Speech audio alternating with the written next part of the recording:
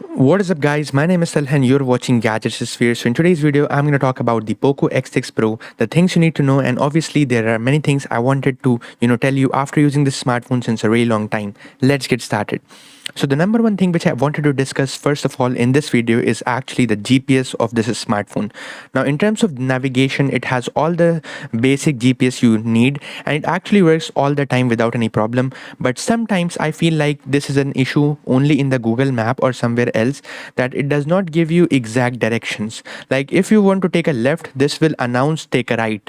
Now this thing has happened to me multiple times, so I thought let's just inform you guys as well about this issue. If you are having a GPS problem in this smartphone, you can definitely comment down below. Now let's just talk about the second thing which I really like in this smartphone, and that is call quality and the earpiece section. As you guys can see on the top, we have the earpiece of this smartphone. It actually also doubles as a stereo speaker, so it gives you Dolby Atmos like quality, and believe me guys, it is amazing. Like I never faced any issues with the call quality of this smartphone. Now many people were also saying that the call quality is in that great, like it's not the best you would get, but according to me the call quality is absolutely worth it. And in case you don't know, you should definitely subscribe a very good YouTuber which is Gadget Sphere, so make sure you subscribe it. And yeah, it just works absolutely fine. Like this is a perfect smartphone for watching videos and movies, and I just love the way the display works in this smartphone. And we have two speakers here. We have the speaker at the bottom here, as you guys can see. It just looks like a single stereo speaker setup, but it has dual speakers. We have speaker at the top and at the bottom, and this device supports Dolby Atmos, which gives a very good cinematic feeling while watching movies and videos. So it is definitely worth it. And in terms of the charging speed, it's also very fast. It charges only within half an hour to like 45 minutes. It gets from 0 to 100% without any problem. So in terms of that also, I think it's worth it. Now let's just move on towards one more factor which is very important while buying a smartphone, is actually storage speed. Now many people do not consider storage speed as an important thing, but according to me you should definitely get the more storage variant. As you guys can see, I have 512 GB of storage in my smartphone and it works like a champ. Like it gives me very good performance. This device supports UFS 4.0, which is the best you can get in the market right now, and for the price you get this smartphone, you just really can't complain. But then again, I also have a complaint about the RAM management. In terms of RAM management, it's good, but it's not the best. Like sometimes if you are playing two games at once like BGMI and Call of Duty, and you want to open YouTube quickly and then go back to BGMI, it's gonna reload BGMI. So this thing normally does not happen in newer smartphones like the S24 Ultra, but obviously there's a huge price gap between them, so you can't really compare it. And for what you pay, you get an insanely good performing smartphone with amazing speed and great storage.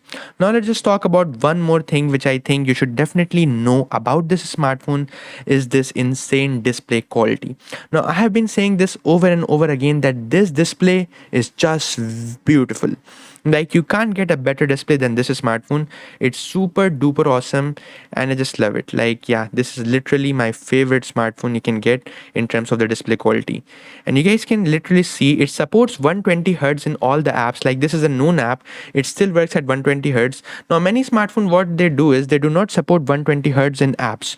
Like especially if you are using a third party app like YouTube, or maybe you want to browse Flipkart or do something else, then it is gonna switch back to 60 Hz to save more battery. But while doing that, your smartphone experience get destroyed. It doesn't feel that smooth, whereas this smartphone feels absolutely smooth and like butter. It gives you 120 Hz all the time, like 120 FPS all the time.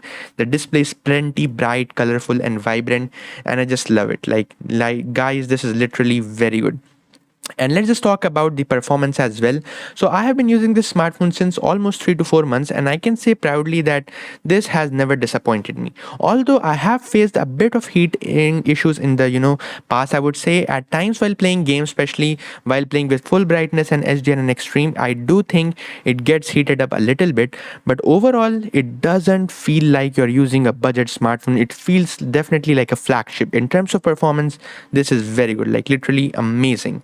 So I think if you are like looking for a smartphone under this price, it's definitely worth it. Even the fingerprint scanner is very fast, reliable and smooth.